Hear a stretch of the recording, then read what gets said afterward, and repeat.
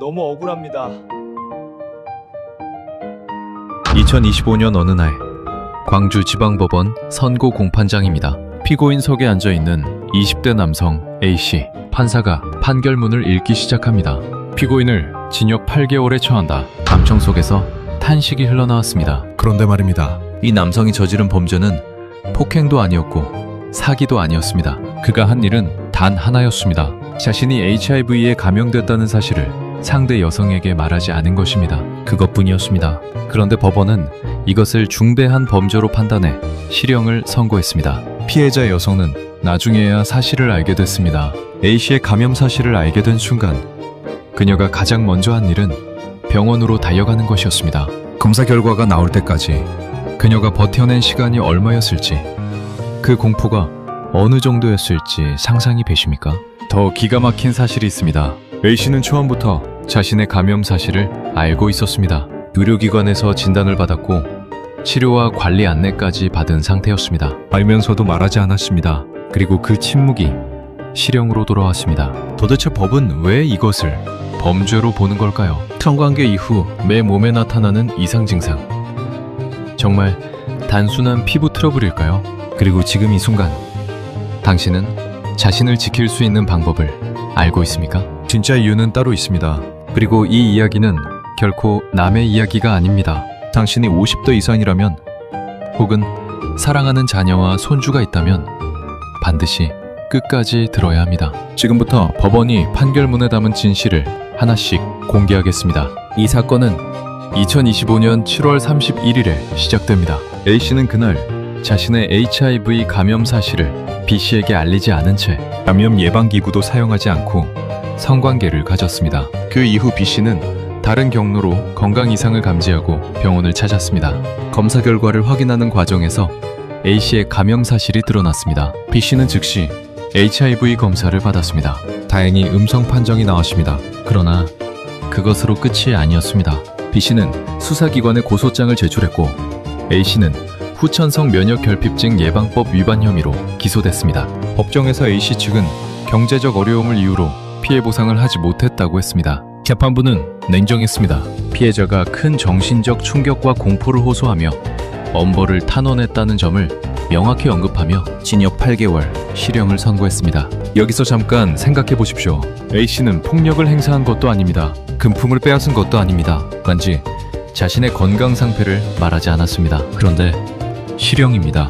왜 법원은 이것을 이토록 엄중하게 판단했을까요? 그 이유를 이해하려면 먼저 HIV가 무엇인지, 그리고 우리 사회가 이것을 왜 법으로 규제하고 있는지부터 알아야 합니다. 그런데 여기서 끝이 아닙니다. 이 사건의 배경을 들여다보면 당신이 전혀 예상하지 못한 이야기가 나옵니다. 먼저 배경부터 말씀드리겠습니다.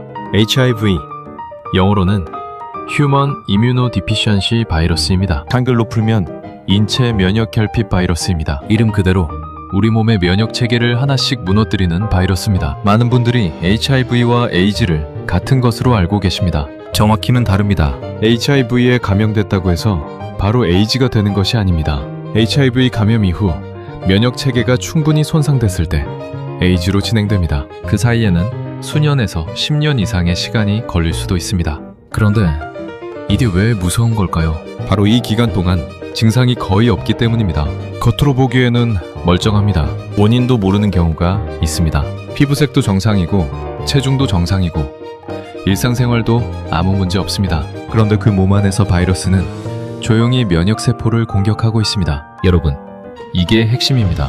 외모와 건강해 보이는 모습만으로는 절대 알 수 없습니다. 상대방이 감염 여부를 말해주지 않으면 당신은 알 방법이 없습니다.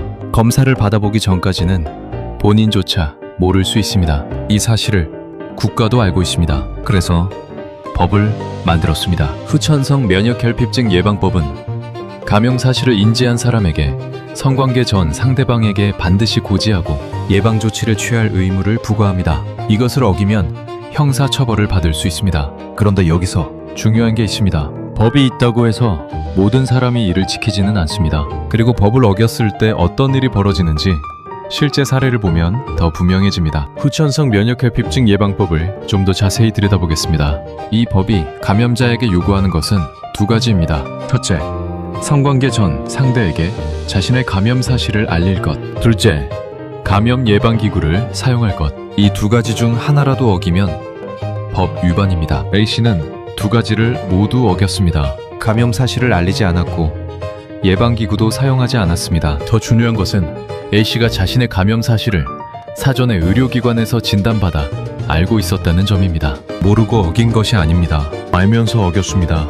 법원이 실형을 선고한 핵심 이유 중 하나가 바로 이것입니다. 알면서도 침묵했다는 것. 이 사건에서 피해자 B씨는 나중에 성접촉으로 인한 다른 질병에 걸렸고 감염 경로를 확인하는 과정에서 A씨의 HIV 감염 사실을 알게 됐습니다. 만약 B씨가 그 질병에 걸리지 않았다면, 감염 경로를 추적하지 않았다면 A씨의 감염 사실은 영원히 묻혔을지도 모릅니다. 여러분, 생각해 보십시오. 당신의 파트너가 감염 사실을 알면서도 말하지 않는다면 당신은 알아챌 수 있겠습니까? 겉으로 드러나는 증상이 없다면 전혀 모른 채 지나갈 수 있습니다. 그런데 이게 끝이 아닙니다. 더 충격적인 사례가 있습니다. 피부 트러블인 줄 알고 피부과를 찾았다가 완전히 다른 진단을 받은 경우입니다. 이번에는 캐나다 이야기입니다. 캐나다 몬트리올 세인트 메리스 병원 의료진이 공개한 사례입니다. 34세 남성이 성관계 이후 복부에서 발진이 시작됐습니다. 처음에는 작은 붉은 반점이었습니다. 그런데 일주일 만에 전신으로 퍼졌습니다. 팔, 다리, 등, 얼굴까지 번졌습니다. 이 남성이 병원을 찾았을 때 의료진이 내린 초기 진단은 건선이었습니다. 건선은 만성 피부 질환으로 붉은 발진 위에 비밀처럼 각질이 생기는 전형적인 증상이 있습니다. 이 남성의 발진이 그 양상과 매우 유사했기 때문입니다. 의료진은 연고를 처방했습니다. 그런데 말입니다. 연고를 사용해도 증상은 전혀 나아지지 않았습니다. 오히려 악화됐습니다. 이상하지 않습니까? 건선이 맞다면 치료제에 반응이 있어야 합니다. 그런데 반응이 없다는 것은 진단이 틀렸다는 신호입니다. 의료진은 추가 검사를 진행했고 성병 검사 결과가 나왔습니다. 2차 매독이었습니다. 2차 매독. 여러분, 전신 발진을 피부 질환으로 오인한 것입니다. 눈치채셨습니까? 성병은 피부과적 증상으로 나타날 수 있습니다. 전문적인 성병 검사 없이는 본인도 의사도 구별하기 어렵습니다. 여기서 더 중요한 게 있습니다. 이 남성이 결국 어떻게 치료를 받았는지, 그리고 그 결과가 우리에게 무엇을 알려주는지 지금부터 말씀드리겠습니다.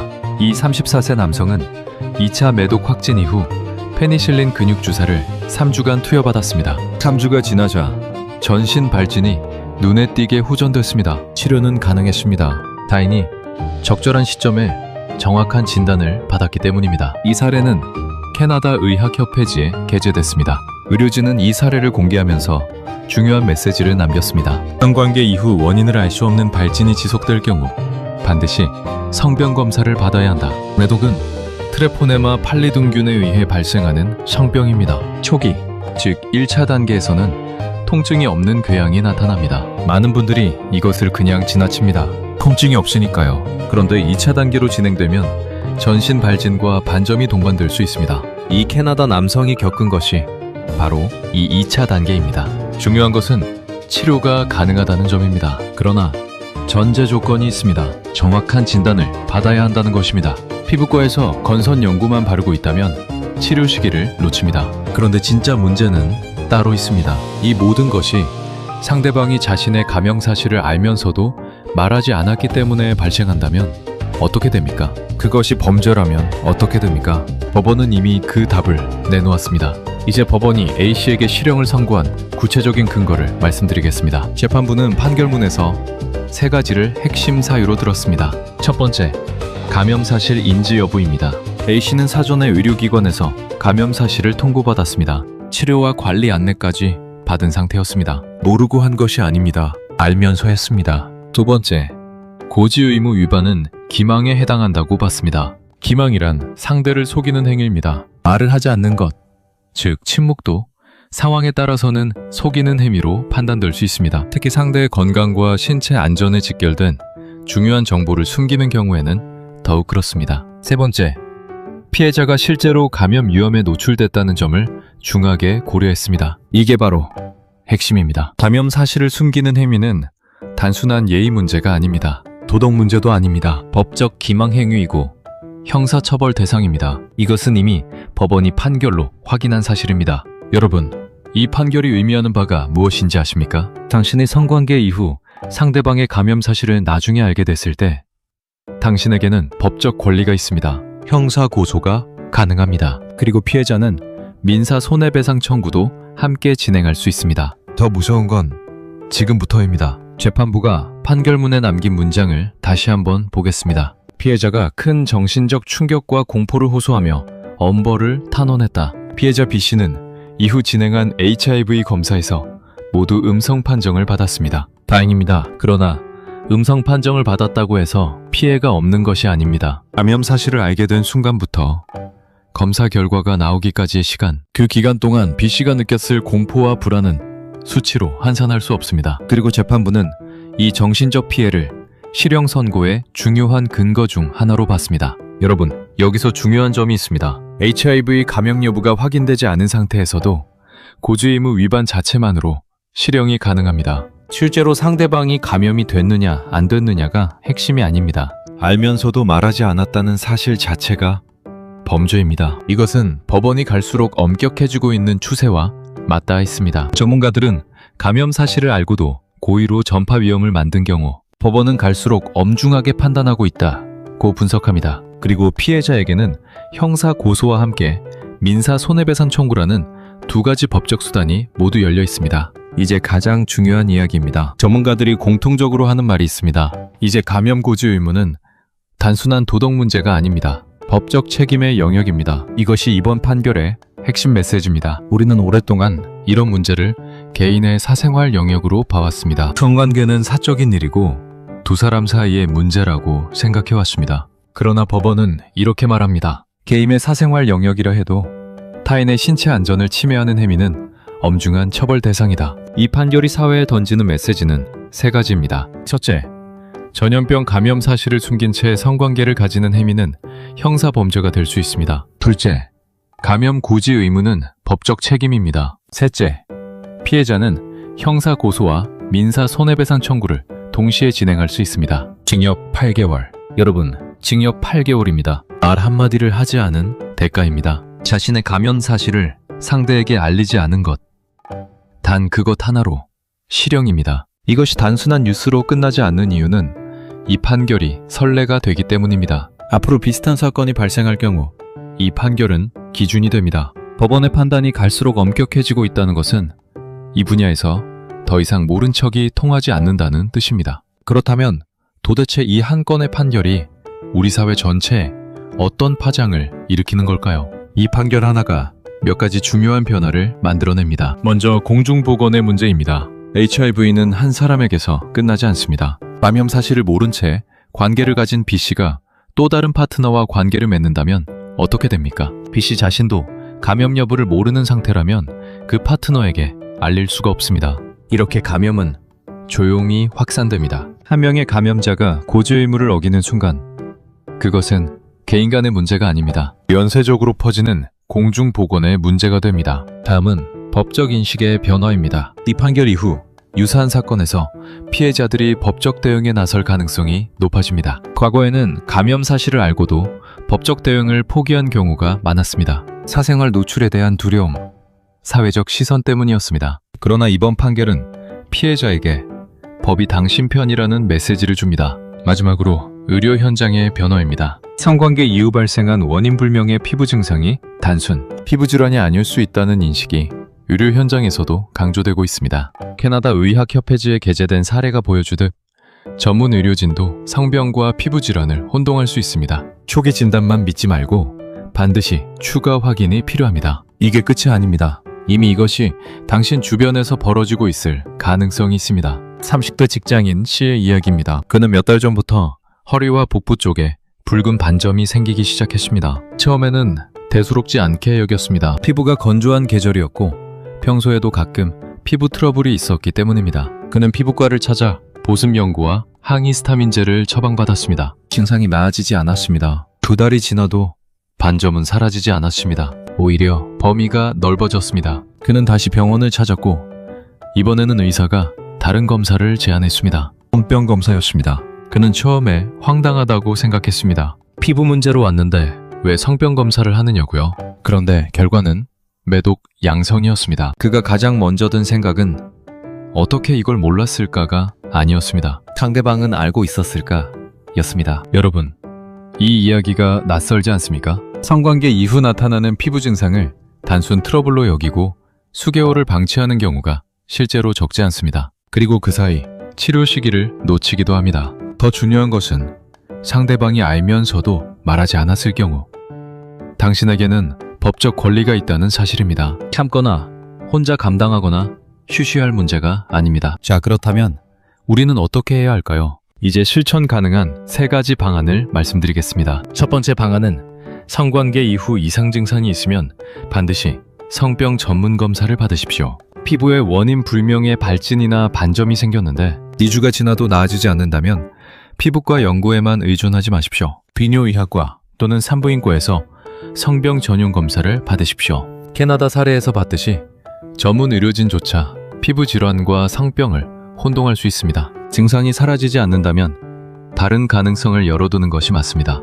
특히 이런 증상이 있으면 더욱 주의하십시오. 통증 없는 궤양, 전신으로 번지는 발진, 연고를 써도 나아지지 않는 반점, 이런 증상이 겹친다면 지체하지 마십시오. 두 번째 방안은 정기적인 상병 검사를 생활화하십시오. 파트너가 바뀌었을 때 또는 불특정 다수와 관계를 가진 이후에는 반드시 정기 검사를 받아야 합니다. HIV를 포함한 여러 성병은 초기에 증상이 없는 경우가 많습니다. 느끼지 못한다고 해서 없는 것이 아닙니다. 검사를 통해서만 확인할 수 있습니다. 보건소에서 무료 또는 저렴한 비용으로 HIV를 포함한 상병 검사를 받을 수 있습니다. 비용 때문에 망설이지 마십시오. 세 번째 방안은 상대방이 감염 사실을 숨겼다면 법적 대응을 망설이지 마십시오. 이번 판결이 보여준 것처럼 감염 사실을 알면서도 고지하지 않은 행위는 형사처벌 대상입니다. 피해자는 후천성 면역결핍증 예방법 위반으로 형사 고소를 할 수 있고 동시에 정신적 피해에 대한 민사 손해배상도 청구할 수 있습니다. 사생활 노출이 두렵거나 사회적 시선이 걱정되어 포기하는 경우가 많습니다. 그러나 이 판결은 법이 피해자 편이라는 것을 분명히 했습니다. 혼자 감당하지 마십시오. 법적 조언이 필요하다면 법률 구조기관이나 변호사 상담을 통해 자신의 권리를 확인하십시오. 여러분이 이 3가지를 알고 있는 것과 모르는 것은 엄청난 차이입니다. 마지막으로 정리하겠습니다. 오늘 우리가 함께 살펴본 이야기를 정리하겠습니다. 2025년 광주지방법원은 HIV 감염 사실을 숨긴 채 성관계를 가진 20대 남성에게 징역 8개월, 실형을 선고했습니다. 법원은 이것을 중대한 기망 행위이자 타인의 신체 안전을 침해한 범죄로 봤습니다. 성관계 이후 나타나는 피부 증상은 단순 트러블이 아닐 수 있습니다. 캐나다 의학협회지에 실린 사례처럼 전신 발진이 성병의 신호일 수 있습니다. 2주 이상 나아지지 않는다면 반드시 성병 전문 검사를 받으십시오. 그리고 감염 고지 의무는 도덕이 아닙니다. 법입니다. 이를 어기면 실형이 가능합니다. 피해자에게는 형사 고소와 민사 손해배상 청구라는 2가지 권리가 있습니다. 이 이야기는 남의 이야기가 아닙니다. 당신의 자녀가, 손주가 이 사실을 모른 채 피해자가 될 수 있습니다. 오늘 이 영상을 보신 분이라면 주변에 꼭 알려주십시오. 알고 있는 것과 모르는 것의 차이가 건강과 법적 권리 모두를 지키는 차이입니다. 법원은 이미 답을 내놓았습니다. 침묵은 범죄가 될 수 있습니다. 당신은 어떤 선택을 하시겠습니까? 모른 척 지나치겠습니까? 아니면 지금 바로 주변에 알리겠습니까? 선택은 지금입니다. 여러분은 어떻게 생각하시나요? 댓글로 여러분의 의견을 자유롭게 남겨주세요. 구독과 좋아요는 더 나은 콘텐츠를 만드는 데 큰 도움이 됩니다. 알림 설정까지 해두시면 새로운 영상을 가장 먼저 만나보실 수 있습니다. 다음 영상에서 또 만나겠습니다.